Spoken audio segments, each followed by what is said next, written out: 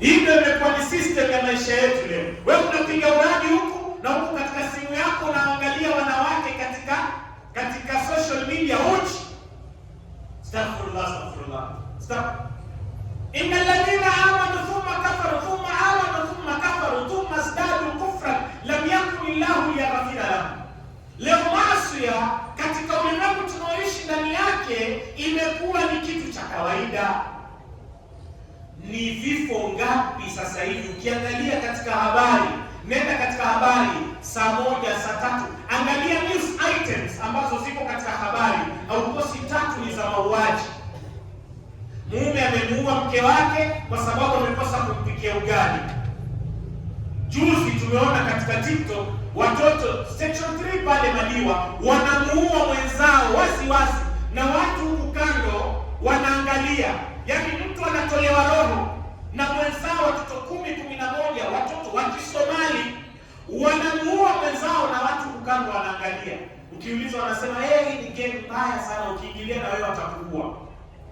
Yaani leo kuua, murder has become something normal.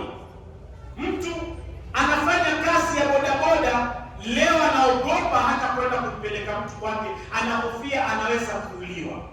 Murder has become so normal, yani inakuwa kawaida tu, na ndo namna picha inavyoonekana katika ulimwengu tunaoishi ndani yake.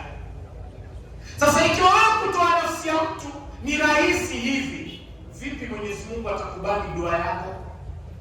Leo unaua, wala taqtulu nafsa allati harrama Allahu illa bilhaq. Leo unatoa nafsi kisha unakwenda msikitini kusujudu, unamwambia ya Rabbi, na umetoa nafsi ya mtu. Dua yako inakubaliwa vipi ndugu yangu? Leo maasi ya nyingine ni watoto kuwadharau wazazi wao na wazazi kuwadhulumu watoto wao. Mara nyingi sisi utajatua watoto namna wanavyowadharau wazazi wao. Leo mtoto hamsikizi mzazi wake. Mzazi anakwambia hii ni bad, unakwambia baba you're old fashioned man. These are things these are fashion. Hapo katika mtandao tumeona vijana wawili wamevaa kama wanawake na wanasifiwa kweli kweli. Yaani unapata likes. Today if you do something abnormal, you get more likes than doing something normal. And that is why people are flooding social media so that they can get likes, they can be renowned people in the society. Kwa ajili ya likes unatupa Uislamu wako. Leo mtoto hamsikizi mzazi wake. Mzazi anamwambia hii, baba anamwambia hii, hamsikizi. Leo baba au mama anapotoka, Mwenyezi Mungu anamchukua, ndio unaanza kuregret, unasema ya Rabbi, laiti ningelikuwa na mzazi wangu leo awezi kuniongoza. Lakini alipokuwa hai, you did not care an inch about them. Leo tunavyozungumza, wazazi wengi sana hutoroka majumbani kwao. Parents don't want to stay at home because their children are a nuisance. How do they become a nuisance? Wewe mwenyewe baba umemwekea wifi mtoto wako nyumbani. Wewe baba umemwekea wifi nyumbani. Huyo mtoto anakwenda kuswali vipi na kuna wifi nyumbani? Na wewe baba umemnunulia simu, tena simu kali sana. Usipomnunulia simu kali, atachukua yako. Atakwambia baba you old fashioned, that the one who is supposed to have iPhone 17 Pro Max. What are you doing with that iPhone 17 Pro Max? Dad, this is supposed to be mine, man.